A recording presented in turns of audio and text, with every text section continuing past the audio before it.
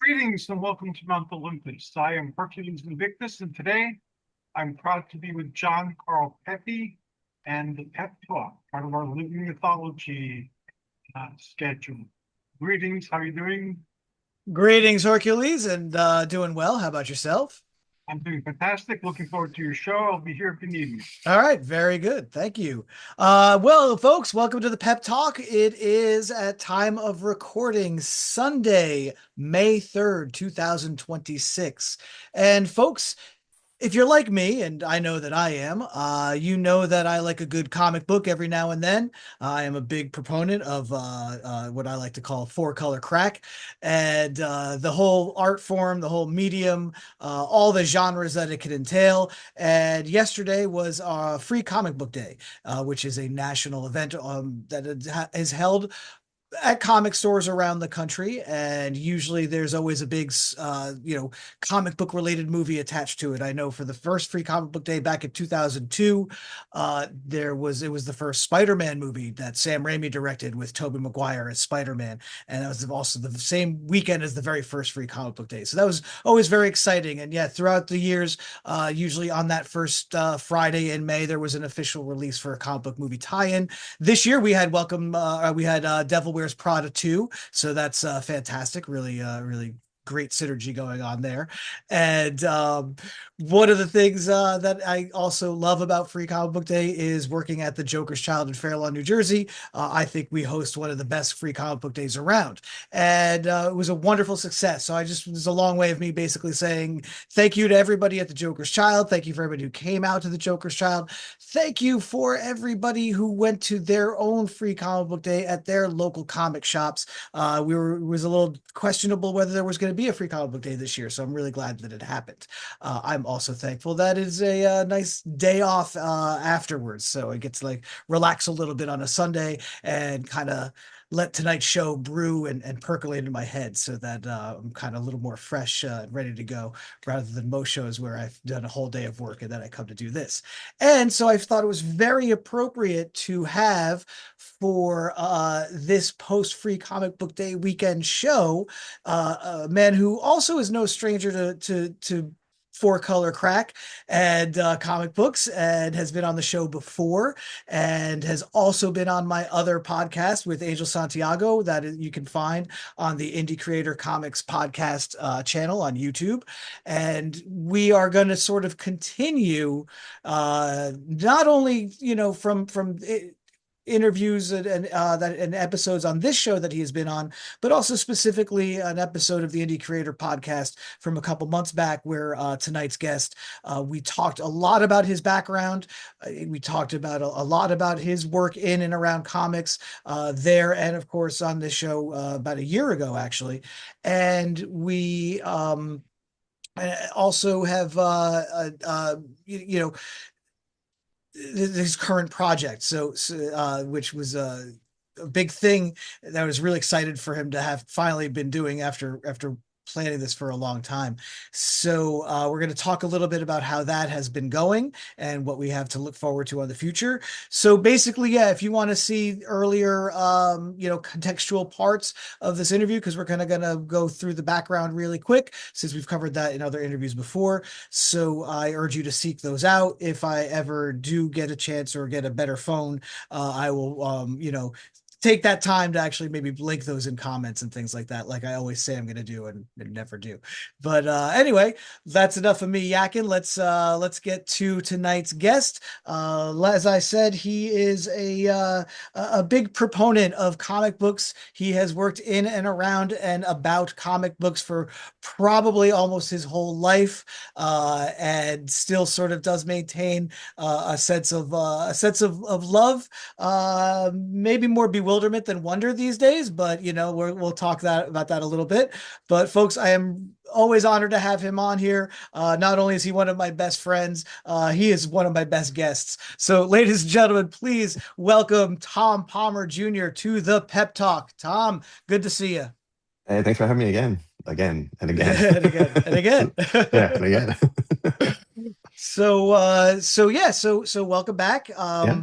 Let's briefly catch everybody up to speed. Let's talk specifically about the project that you have been working on and what that grew out of from a gig you had in the past. Again, sort of Cliff Notes version because think if people have seen this or will see this, they could get the whole picture, the bigger, broader picture. But So that's I have to start from there. yeah, start from there. Yeah. Start from what I yeah, was like Cliff Note. born about No, you're so yeah. basically you have a new project Yeah. based it is a revisitation because nostalgia is big, but it's a revisitation of something that a job that you used to have, Yeah. and that was writing for Wizard magazine. And I Yeah. I think wrote a monthly column for Wizard. Started early on before Wizard became a big force in the comics biz. I kind of got in when they were desperate for people to fill pages, and I did a monthly column talking about alternative comics, and lasted for like 60 something issues in the magazine. And Now I've decided to go back and revisit all that old stuff and kind of give it a little touch up and fresh coat of paint, and look back on what I was thinking and why why I made the decisions I did, and try to just re-examine what I recommended to people to read, and you know kind of see what happened to those comics and those creators since I've talked about them. And yeah, just it's been a big undertaking just to get started with that, just because I wrote so much for the magazine and trying to figure out where to start and how to tackle this. So once I figured that out, I think it kind of all came together. So, and very cool. hopefully people like Well, it. we'll get to that. We'll Yeah, get to that. yeah, I always find it funny that you sell yourself short. yeah. You're like, oh, they were desperate. They needed to fill pages. No, That's you had, at that time, you had something to offer. And not only because, so a little contextual background as well for Tom. Tom is a self-described comic nepo baby. His father was the great Tom Palmer Sr., who basically went by Tom Palmer, and you he used had the it first. junior as the He had it distinction. first. He had it first. He wasn't giving it up. And so you and so you grew up, with your dad as a comic book artist. He most famously was an inker, but he also, could lay out a page and could deliver some solid pencils. Was an amazing painter, Hmm. usually in watercolors and or acrylics Acrylic, oil, everything. Yeah, oil, yeah, everything. Yeah. yeah. And he And really enjoyed doing the color guides too for the comics when he yep. worked on them. Yeah, Yeah, we're back, again in the days before or computer digital. coloring Yeah, and yeah. digital coloring, which I know you kind of had to work a lot with that when you later on went on to be an editor for Hmm. DC Comics. And so Wizard hired you partly because of that, but also because you had a relationship with Walt and Louise Simonson, comic book power couple, Yep. and you had been doing some clerical work for them, which again another precursor to your work over as an editor at DC Comics. Right. And so you had already displayed, a knowledge of comic books and a connection to comic books, and then the comic books that you had gravitated towards at that time in high school were the indie comics, and Wizard was known as a superhero comics. And Yeah. for those who don't know, and I think thankfully this is sort of fewer and far between these days. Comic books are not just about guys in tights beating the crap out of each other. It's not just Superman, Batman, Spider-Man, Incredible Hulk, and Captain America. It is a medium as diverse as movies with so many different genres, and some from the weird and the obscure to some that are just great sort of slice of life and anything in between. And so, and beyond, right? Because Hmm. the post-apocalyptic dystopian future is very big in comic books. So this was something that you were bringing to a magazine that was geared towards the mainstream audience. Yeah, I kind of stumbled into that little niche, because my first instinct when I started out writing for Wizard was trying to counter program what they were doing. So my thought was, I'm going to focus on writers instead of the art because, the big stars of the day were Todd McFarlane, Rob Liefeld, Jim Lee, known for their art, not for their writing, and probably still to this day known for their art, not for their writing. And my thought was, let's focus on the writers and the stories. So that's kind of where I started, and I kind of stumbled into it, kind of progressed and kind of developed into, generally promoting stuff that wasn't the mainstream comics. Because Mhm. my thought was like, well, let's get those Wizard readers to try something they don't like or try something they haven't tried before, and then the entry point was Sandman from DC, and like trying to go from there and trying to you know just widen your horizons as a reader, you know. Yeah. Oh yeah, So yeah, on the other show, we always encourage people to expand their comic book diet, and try something different. If you like a horror comic, try something like a Peter Badge comic, right? If you yeah. like, if you like a, a cute animal comic, or like a hard horror comic, try a cute animal horror comic like Feral, like things like that. So I always think that it's great that that exists to this day, and I like what you did, and sort of, yeah, that you bring up. It started as a creator profile, so you're and I think it was such a great natural choice. Your first profile was Neil Gaiman, who was writing a book that was when it started steeped in mainstream DC comic book lore and Hmm. history, and the guys in tights beating crap out of each other, but not telling that story, not telling a story that started as a Stephen King ripoff, as far as wanting to write that sort of type of horror, right? And he's Yeah. cop to that. Maybe should cop to a little bit more, but anyway, we and has decided, and then opens it up, and what really becomes is a historically focused series about the nature of dreams and the importance of stories. So I think it's a great first choice. And then, yeah, eventually, how long did it take from it to go from creator profile to just books you should be reading? Well, it stayed creative profile. Like my first maybe year or so was more like, picking a topic. So I would write about like anthologies one Okay. month, and then I would write about like, oh, so humor books because no one reads. All the superhero books are very serious, so maybe you should try like some books that are funny, might make you laugh. It was the same idea of like counter programming, like going against what Wizard was doing. Mhm. Because do they need another article about Spider-Man? Well, no, they already have a lot of those. Let's do an article about uh, you know, uh, kind of weird horror books, or like Mhm. stuff that books that make you uncomfortable, like a Chester Brown comic or Dan Clow's early Eight Balls.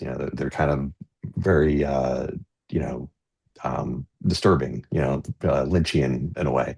Mhm. So I kind of progressed from there and kind of ran out of topics. So then I kind of started going into creators where I talk about Alan Moore or Eddie Campbell. Um, but then again, I was still just writing off the top of my head. And then at that point, I started running out of people I could write about off the top of my head. So I had to start calling creators to talk to them. So that led to just then interviewing guys every month. And then it kind of went from there to kind of like coordinating with them and trying to figure out if they have a project coming up. And maybe I can write about it in that certain issue of Wizard so that it'll be in stores when their new comic is coming out.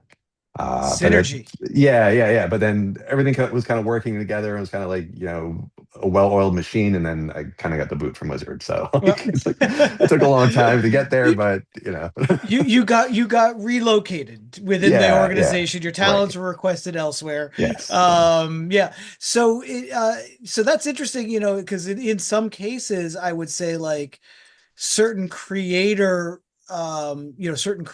come with them the with the addition, not necessarily baggage, I don't necessarily want to say, but the addition of being um also a topic, right? Or also Mm-hmm. tackling a topic. So I think of like Dave Sims. So Yeah, you're yeah, sort of like, oh, the your average wizard reader is crazy about Wolverine and will pick up anything that has Wolverine. And hmm, here's a comic that does its best to skewer Wolverine and comics as a medium. And then of yeah, course that kind of intersects when Dave Sim writes issue of Spawn that is all about, what these guys at Images were doing, breaking yeah, away from the big machine and creating right, your own big machine.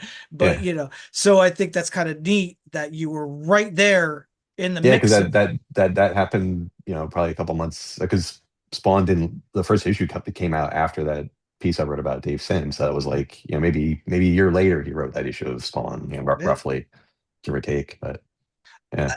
Again, you kind of are like the Zelig or the Forrest Gump of a lot of the 90s comic industry, comic scene, because you were in early 2000s, because you were there. It's like you had you were the butterfly effect in a lot Mm, of cases. I think that right.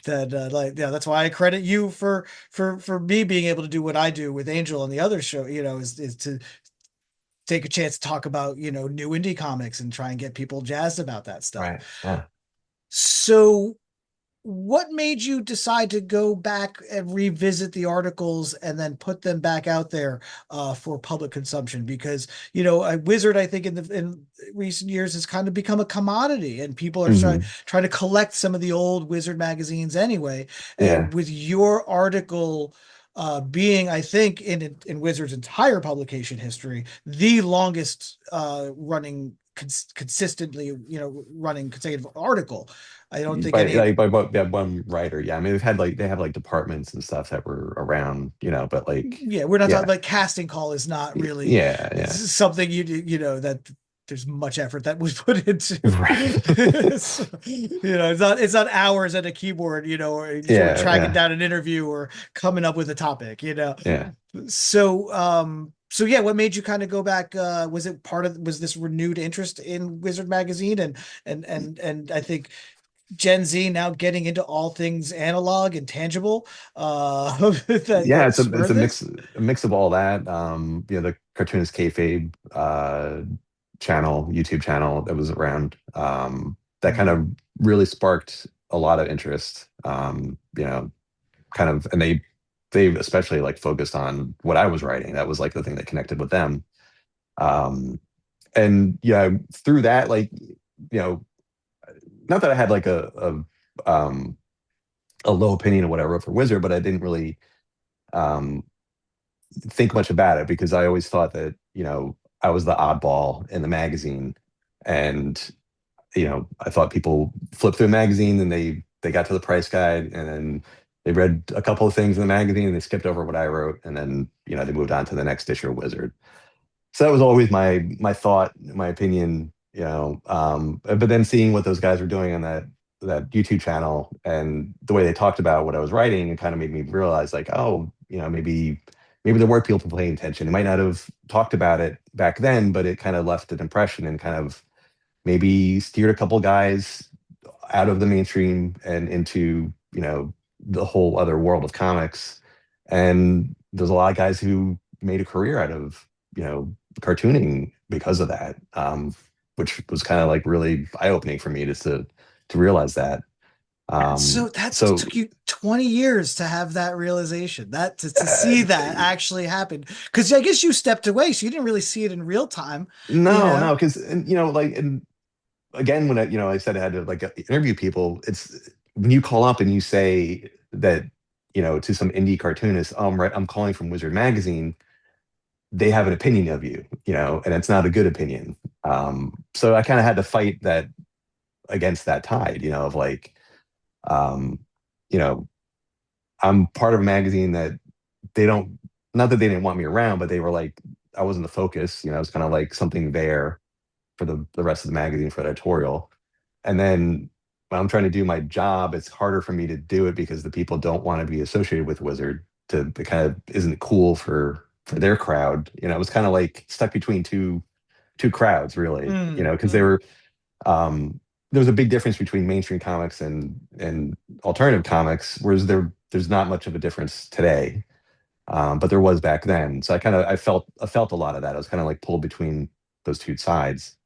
Um, so again, to see that there were people that uh, were reading what I was writing and kind of in their own way kind of bridge that gap, and they kind of said like it's cool for to like something from Marvel and DC, but also like something from Fantagraphics. These both have value. Like um, because Ed Piskor and Jim Rugg, they did stuff from Marvel. They brought their indie sensibility to Marvel and did projects there, and that was okay. It wasn't like, oh, you're losing your credibility or something with the people who made you. Like so anyway, so yeah, so just kind of learning that and seeing that just kind of made me realize like maybe I should get the stuff back out there and maybe get it in more permanent fashion than some magazine that was published 30 years ago. So initially I went on and put stuff up on the web. Scanned the old articles and you know wrote new little short quick introductions just to get everybody up to speed. um, and the whole thing is up there on my website, but I kind of wanted something more permanent.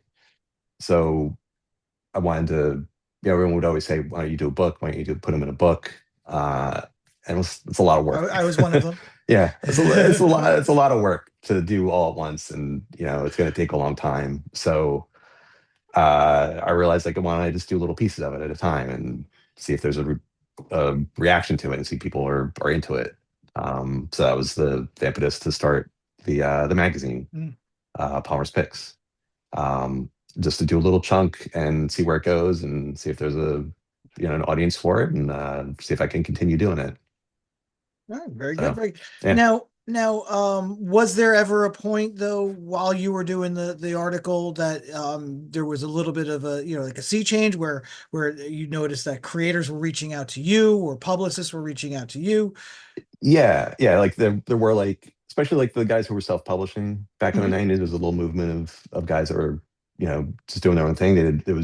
They were publishing, they were writing, drawing, and they had to do the PR from themselves. So Mhm. they would reach out to me, and then they had a friend who was also launching a comic, and that person would reach out to me because their buddy told them, oh, send this to Tom, and maybe he'll interview. So that crowd was a little more receptive to what I was doing. Sure. But then the the guys who were really, you know, independent, or they were kind of a little wary of being covered Gotcha. in Wizard. So, yeah. And was Wizard receptive? So say this guy publishing comics at rolling off copies at Kinko's and selling it, well, hand selling them at Hmm. cons, because that's what it was. This is before, crowdfunding, Kickstarters and things like Yeah, that. yeah. Which, now that we see that all the time, and that's a lot of who we interview on the other show. What was Wizard responsive to that, or did they like, well, we need a certain level like of recognition in order for you to put to spotlight this? I kind of tested what they would tolerate. They didn't give me much feedback. It was kind Yeah, of hard. I never really got like, oh, you shouldn't write about this guy, or they didn't tell me no. sure, that's great. So I kept recommending what I was going to recommend. I thought like maybe like adult content would be a thing, but they didn't say anything about that. Huh. So like there were some people that I wrote about, and I put their address in in the magazine, and they were like, "Oh, I got letters from people that were obviously kids looking to buy my comic, and they would send me like Ah, $1 in the mail. I had to like write them back and say like, I can't sell this to you, like." So they had to like send money back to people, and they were kind of, I don't know if they were a little annoyed at me, or but they were like, all I don't right. know. Well, but But still, so you never got an article turned I back. You never got a no, pitch nothing turned nothing back. turned back. I a couple Hmm. times, I think, because I had my name on the column. Like Okay. they felt that they couldn't really say, don't write about this because this is your opinion. This is Hmm. your thing. Yeah. And Okay. to be honest, someone else came up with the name. It wasn't, I demanded that my name be on it. Right. But anyway, so a couple times someone an editorial was like, "Oh, this one wasn't so good," or I didn't like this one," or this seemed a little amateurish. In their eyes, in my eyes, it didn't seem Not amateurish. It your was work, not your work, no, no, but no. the The work you person I were was writing about. recommending, Yeah. yeah, yeah, because Gotcha. it might have been a little more on the cartoony side or a little more on the crude side, but they had something to say, but that I don't know, just didn't connect with that person in editorial. So Mhm. you're never gonna make everyone happy, Sure, but sure. But the but fact that, like, and again, that's, I would think more over than more anything than content, I would think it would be like, yeah, we're Wizard. We don't want to give their time to this guy who's just, in Podunk, wherever, just starting mhm, that out, like, and yeah, rolling these things off a mimeograph. Like I yeah, would feel like they would want at least some sort of, sales threshold in order to give them right, that ink. But that's cool. yeah, That's really cool that yeah. that was not a consideration at all. No, no. Yeah, I mean, I was kind of surprised, it got to a certain point too where, some of the guys who were working at the magazine would go to conventions and people would come up to them with a comic and, you Get know, this to Top th- Bomber. no, no, I think they didn't say my name. They said like they were trying to get coverage in Wizard and Wizard didn't want to cover it because they felt it was a little too amateurish. And they say, "Oh, just give it to Tom and see if he'll do anything with it." I So could the tell, like, wizard guy yeah, saying, "Get this to Top Bomber." yeah, because they're like, "Oh, this is some weird guy doing some comic on his own, and we're not going to write an article about him. So give it to Tom. Like it's like give it to Mikey. Give it to Like He he'll likes eat that weird anything. stuff. Yeah, Yeah, like he'll read yeah, anything. he'll eat anything. Like yeah, So, in going back and revisiting these, because I imagine, you know, 99% of this stuff you haven't revisited in the years since they were published. I don't see you, you know, late at night, when the bedtime family's asleep stories. and you're Yeah, and you're in the attic and you're just like revisit, this was so a lot of this was a rediscovery, right? This was I think about it every day. and that so you just a lot of this you're laying eyes on again for the first time since because you probably didn't even reread it after it was published, maybe to make uh, sure that there was no yeah, I would mistakes that look slipped over through. it. I would look over because a lot of the early ones would, typos would creep in or And like, formatting formatting, and like they would yeah. drop paragraphs for, it wasn't like they edited it out. It was like clearly like, middle of a sentence Yep. stop and then the rest of the paragraph is missing, like, Yeah. yeah. But yeah, I mean, and also I was in high school when I started and I wrote through my college years and I don't know about you, but like I don't think you don't go back and read stuff you wrote in high school and college and go, wow, this is amazing. And like I was so much better writer back then. I'd like to think I've improved and like gotten better. So it's kind of like, you cringe a lot when you read something you wrote when you were a kid, Yeah. So a lot of this is like I was a kid writing this stuff. It's a little embarrassing. So So that was probably your biggest, I guess, discovery while going through was just like, oh yeah, I was so green as a writer when I was doing this. I didn't yeah, a really lot of it, know. like, yeah, I could Huh. tell, like, because I didn't know anything about like writing for a magazine. It was all like, I'm gonna write this like I wrote a high school essay. Like that was my only point of reference. My only experience was writing essays. So I'm gonna write an essay now, and they're gonna publish it in a magazine and cut me a small check. Like, Were there any other big surprises when you were going back and looking over this stuff? Anything else that kind of jumped out at you, or something that wow, I forgot about that, and it was so cool to see this again? Or Uh, not yet, not yet. I okay, mean, I've only covered like the first year or so. I'm working on the second issue now, so so it's a little, you're still going through all of this stuff. yeah, yeah, yeah. Um I've done like the grunt work of doing because I'm not in the new magazine. I'm not just clipping out the pages from the original magazine. I've gone back and redone the layouts and kind of uh, streamlined it a little bit and kind of kept like a nice same format for everything. But Recovered those still, missing paragraphs, yeah, right, yeah. those half Fixed all the stuff sentences. that got cut off, weirdly, and try to keep a consistent font, and but still trying to harken back to the way the originals looked. So kind of like a director's cut almost. Mhm. And Um, you're also doing sort of you're writing a new sort of editorial or essay, uh, right. revisiting, okay, this article so a lot of it is, we mentioned Neil Gaiman before, like Hmm. in your revisitation, are you kind of covering, something like, do you say like, and this is kind of where this guy's at now, or Yeah, do you kind of yeah, do address the yeah. elephant? I do address that For like because Dave Sim, are you like, yeah, the yeah. last 100 issues to get to 300 were just padding and hateful? Grueling. Yeah, yes. So, Yeah, you have to, yeah, it's something you have to talk about. You can't just be like, oh, but here's the comic I wrote about, and everything's great. It's a lot's happened in the decade since. And a lot of times, I was writing about these people where they were, when you think about it, they were starting the first couple chapters of their novel that they were writing. yeah, yeah. The first, each issue of The Sandman was a chapter in a novel that, took however many years to finish. Cerebus was 300 issues, but 300 chapters of one 6,000 page novel. So it's kind of like you write about, you know, reading A Tale of Two Cities and you only read the first 50 pages of it. You're going to have a different opinion by the time you get to the end of that book and what you're going to write about it. So I felt it's only right to have another essay about what I wrote originally, just to kind of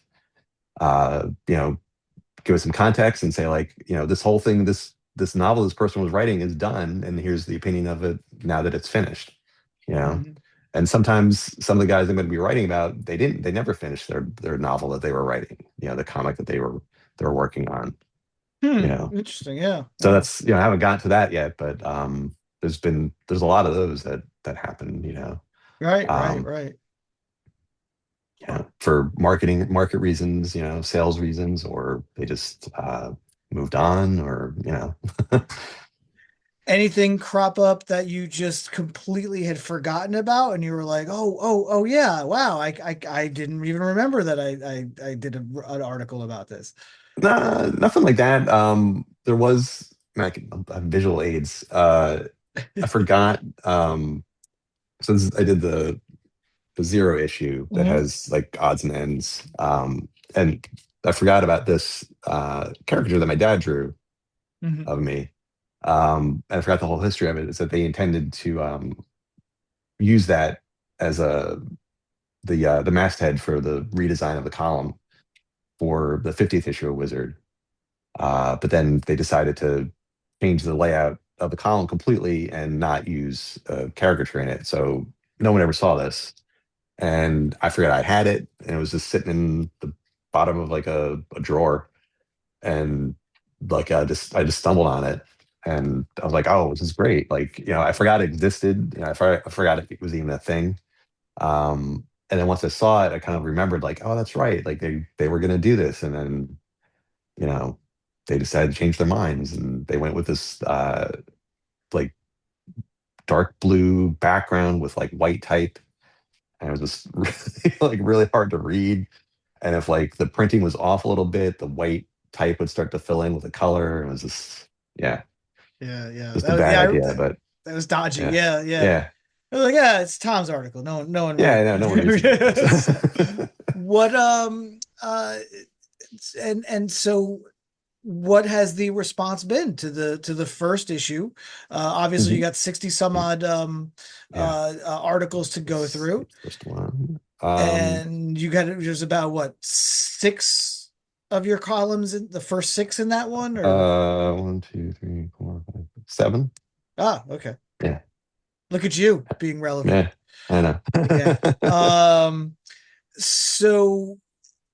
So that decision, it makes sense to do it as a magazine. It's to try Hmm. and do it all as one book. That would just kind of be sort of an unwieldy tome, Yeah, and is something that, a little more harder to put together a hardcover book on your own, right? And yeah, yeah. self-publish that. So Right, doing the magazine format is kind of good, because then I guess you could kind of, kind of track and see and adjust your orders as you go, because you're not right. doing, you're foregoing Kickstarter.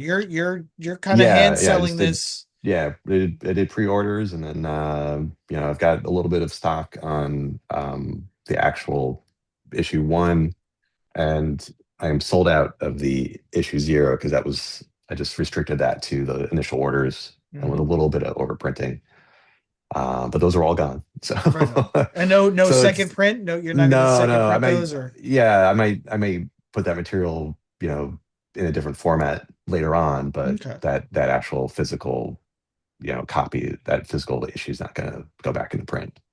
cool. Um, so yeah, so I might do Kickstarter later with one of the issues, but it's something I would consider. But for now, I'll just keep doing pre-orders and see how that goes. I did hook up with Power Pulp. Have you heard of them? Think you may have mentioned them, but Yeah. let's give them the plug. Yeah. It's a collective of guys who are publishing their own work, and they gather together, the people running it, and uh, you can buy comics from all different indie artists through their website. And if you're a comic store, you can also order wholesale from them for a 50% discount, and free shipping over $200. Uh, but they have a whole bunch of creators signed up. Rick Veitch is probably the biggest name for his like self-published stuff. Mhm. So it's a great idea. Surprised people haven't done it before, but yeah, it's really neat. It's like a good way for a lot of these artists and creators to get their stuff into stores and kind of pool their resources. And yeah, so I was able to hook up with them, and it's been great so far. Very And cool. Very yeah. cool. And so you said you do have there's still copies of issue 1 available. Yeah. Let's give them the website, Palmerspicks.com. palmerspix.com. Very good. Yeah, very easy. And what's baseline? What are they? How much are these costing per issue? And what can people It's expect? And 15 for this one. nice and And glossy. And you nice drew and the cover. glossy. I That drew the is you. cover. Yeah, Yeah. yeah. Talk about computer coloring. I had to do computer coloring there. And are you going to draw all the covers? Is that part of? Yeah, that's the All plan. right. That's the plan. So at least for the second one, have an idea for that one. Okay. Was actually the idea that I had for the first issue, but then I realized I want to just do a parody of the first issue of Wizard, and then so then I pushed the idea I had down to the second issue. Gotcha. So, Gotcha. yeah. All right. Interesting. That's good to look forward to. Yeah. Any chance that maybe has there been any response from the creators that you've interviewed, at least thus far, for the first issue, or has anyone Not caught yet. wind Not of yet. it? No, nothing. No one's. No. Yeah. And then Yeah. because it'd be really interested maybe to get like for future covers to see if you could get someone that you've profiled Oh, yeah. Yeah. to That would be do cool. something That'd be for it. cool. Yeah. That'd be cool. So, Yeah, I have ideas for what I'd like to do after I wrap this up, because it'd probably take about maybe 6 of these. Because the plan is to expand and do a bigger chunk for the next issue, for the second issue. oh, okay. So to, be a little more substantial. Um, and then so that would take me about 6 issues to get through the old stuff. And so I have ideas of what I want to do after, and hopefully I can pull that together. The complete So that might the complete Toy Fair works of yeah. Tom Palmer. No. All right, interesting. So that's good. I Yeah. like you keep it something tucked away for the future. I Yeah, like that. yeah, That's yeah, really cool. yeah. And so did you come up with a print run number for the first issue and then see how many you were going to be able to sell? Did you print to order and then some, or? Yeah, I printed. I had the pre-orders, and obviously covered those, and then I added some on top of that, just because I want to try to keep that first issue in print. So if someone buys the second issue, they can buy both together, or Yeah. or if they buy the second one, they can go back to the first one, and And And so who do we have? Like, what are some of the books and writers and artists that you talk about in this first collection? first issue is Neil Gaiman, Dave Sim. Then I cover humor comics, just like a broad gathering of those, anthology comics. And then I did what I was thinking. I did a 2 issue overview of EC Comics, That's cool. That's which is great. yeah, it was neat. It was just very I think it was a too big of a topic for someone as inexperienced as I was. Hmm. And then I decided I, I think part of the idea was, oh, if I do a 2 issue article, they can't fire me, so they're not going to fire me in the middle of a two-parter. So I'll keep my job for 2 more issues. So Job security. Very yeah, it was smart. That's like brilliant the idea, right? mother of invention, right? Yeah. So I did the first part was, oh, here's a history of EC Comics, which a wizard reader loves to read about history. And then the second part was, oh, here's the how those EC Comics influenced the people of right. That's great. No, that's Yeah, cool. yeah. Now, which kind of cool because EC Comics as a brand is back It's now. back. Yeah. Oni is publishing that Hmm. and doing really good. Well, people are responding really well to that. Yeah. So But that's then plus cool. like Like, the original stuff has just been they're constantly in print, different oh formats, different, color, not color, original scans of the original comics or recolored modern coloring. It's like yeah, every single format. Yeah. people still look to it and people still emulate it. So that's kind of cool that you Hmm. were, that was something you wanted to tackle back then in the early years. And so now you're currently developing the second issue. Hmm. And what is your timetable for that? And when do pre-orders begin for that, or have they already begun? Summertime Summertime. ish. Okay. Yeah, Yeah, I've heard of hopefully. it. Yeah. All right. It'll just Um, depends on when I have time to devote to this. But I've started writing. Yeah, I've done the most of the old layouts are pretty much locked down. So like the reformatting of everything. all right. Um, yeah.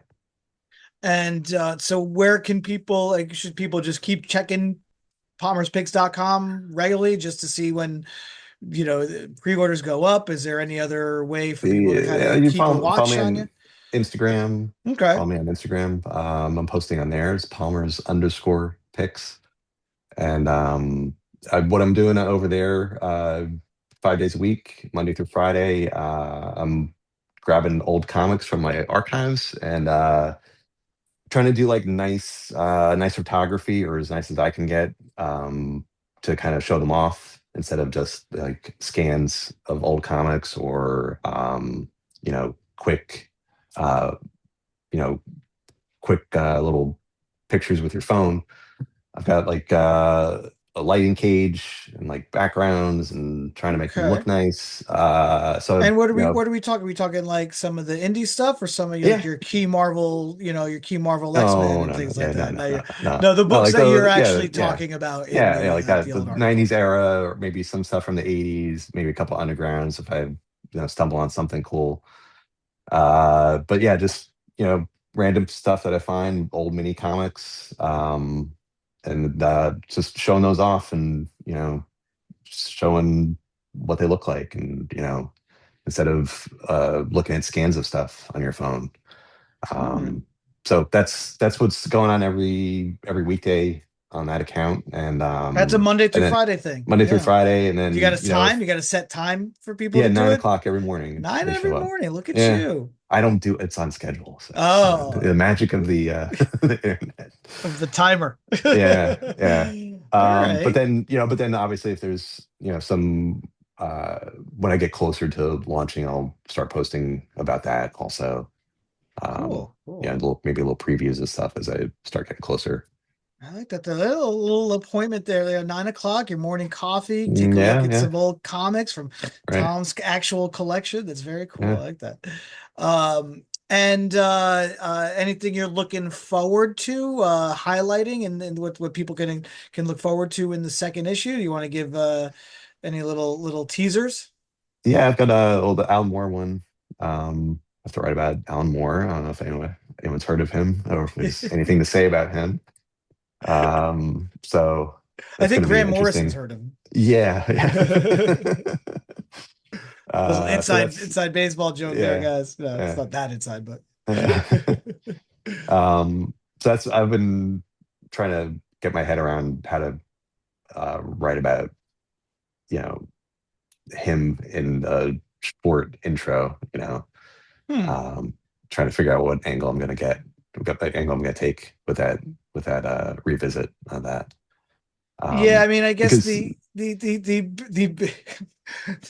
bidder at the big comic industry creator angle is going to be used quite often, so you can't just Mhm. use it all on Alan Moore, right? Yeah, yeah. Well, the interesting thing is that when I wrote about him, he had already this is the time after Watchmen and before he wrote the first that's issue of Spawn. Right.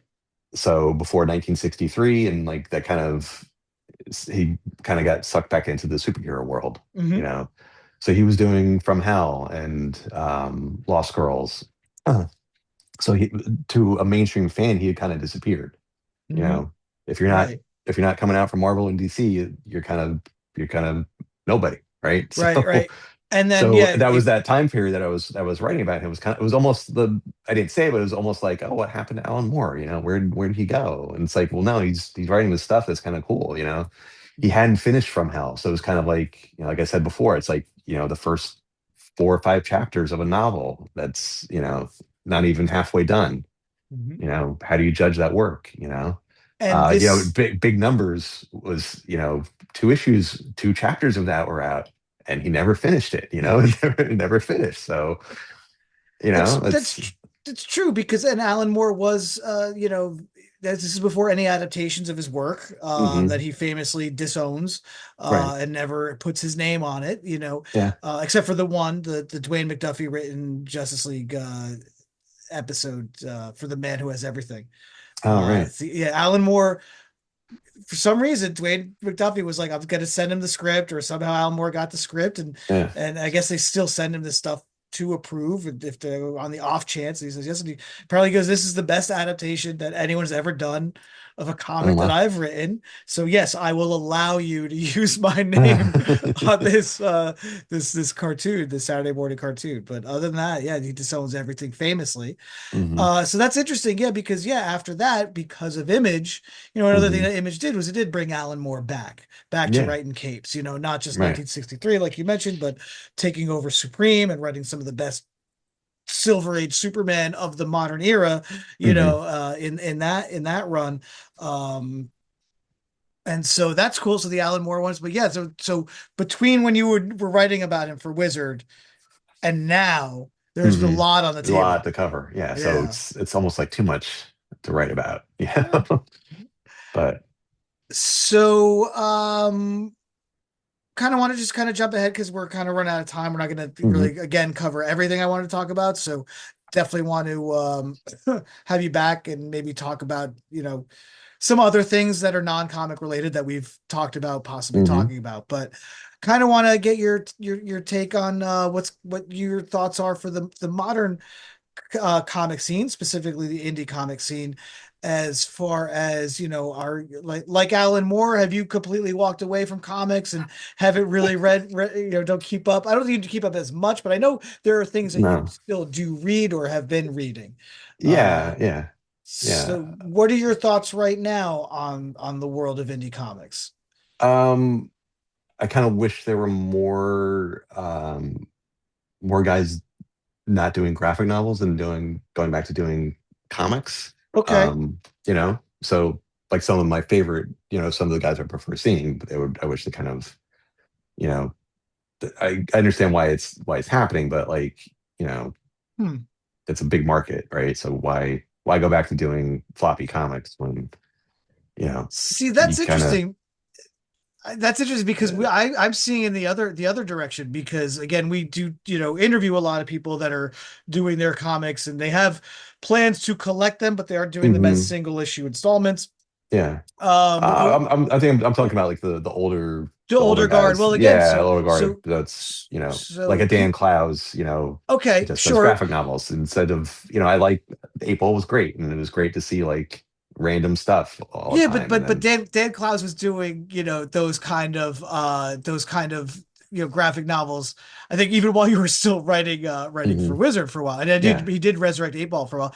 But like Peter Badge just did, last year, year ago, Hate Revisited as a 4 issue yeah, yeah, series. He yeah. just did the Butch one shot, which, Right.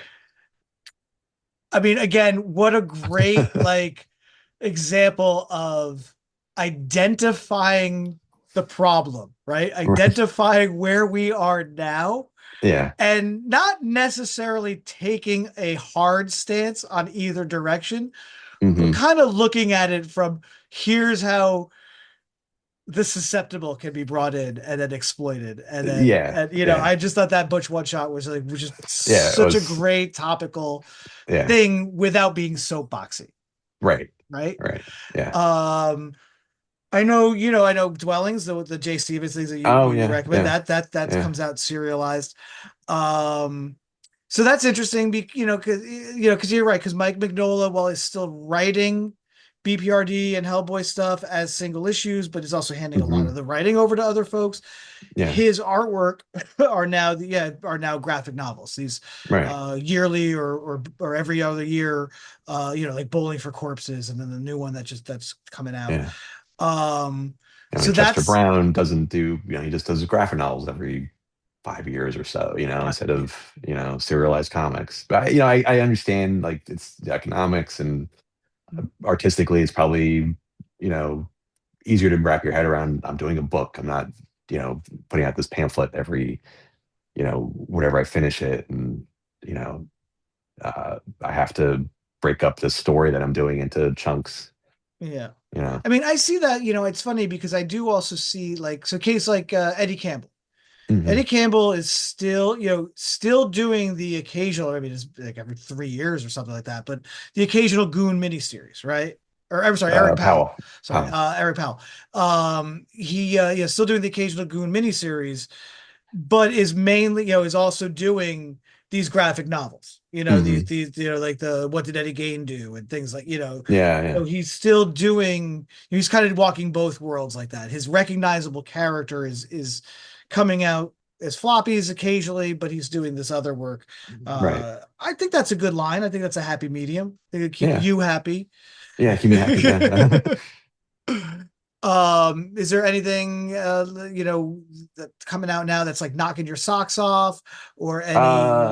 Yeah, I enjoyed the Swamp Thing, Rick Beach. Yep. Okay, so that's That something was, we wanted to talk about. There's this yeah, that was boom a quick now one. Yeah. in republishing or publishing unpublished stuff, right? Right. Yeah. This was the famous 4 issues that Rick Veitch wrote about Swamp Thing in 1989 that were so controversial that it didn't get published.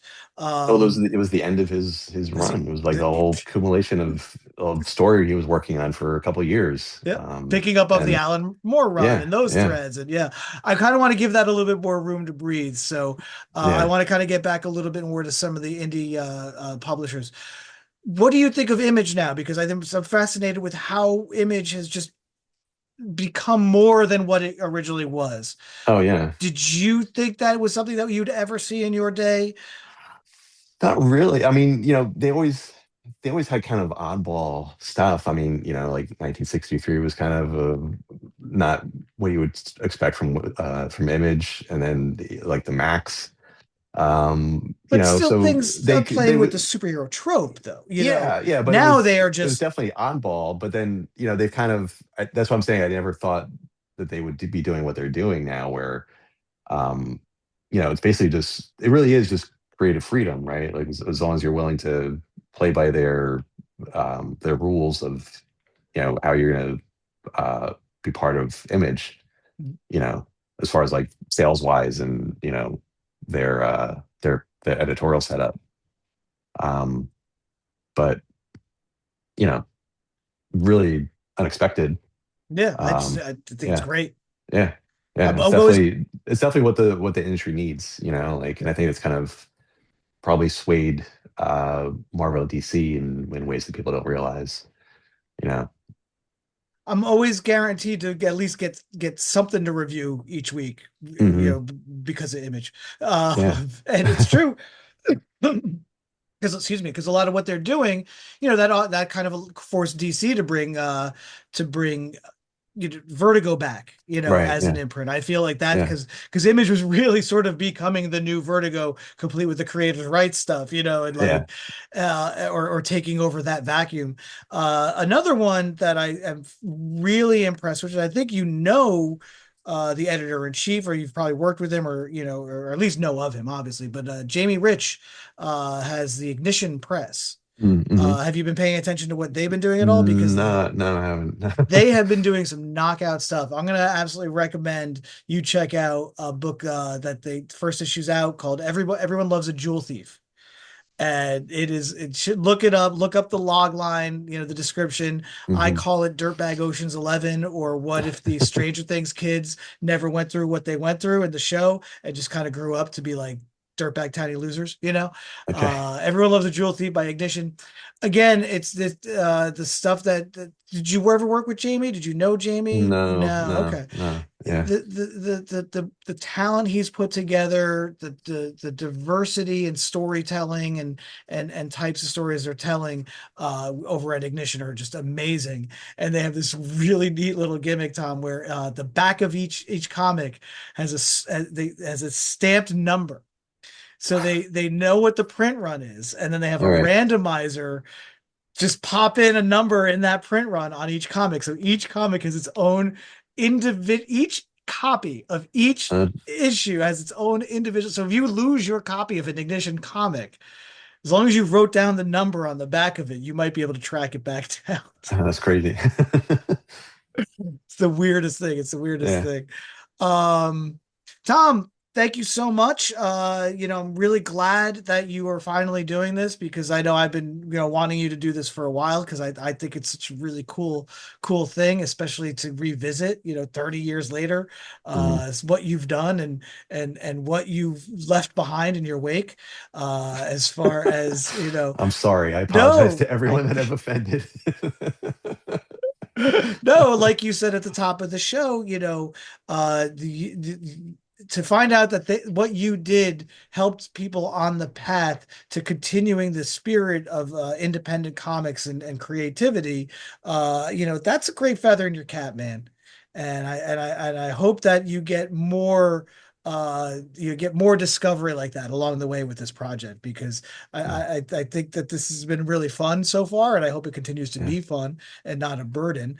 Right. Um, any last words? And you want to give us some more plugs? So any final thoughts on your end on what you're doing and Uh, what you're looking forward to doing here? yeah, it's just, I'm having fun. Like, just I'm really enjoying just getting involved in all aspects of putting this thing together, from the ideas and the writing and doing the actual physical the layout, the digital layout and the artwork, just kind of stretching different muscles, creative muscles that I haven't really um, done much with in a while, and kind of getting back into that. It's been really, really invigorating and Very really neat. cool. Yeah. Very cool. Are we going to see your own comics creating Oh, I don't know creating your own comics about after this, I or don't no? know We don't about know that. I yet. don't know All about right. that. I'll ask again in a year. Yeah, yeah, yeah. Uh, Just keep pushing me.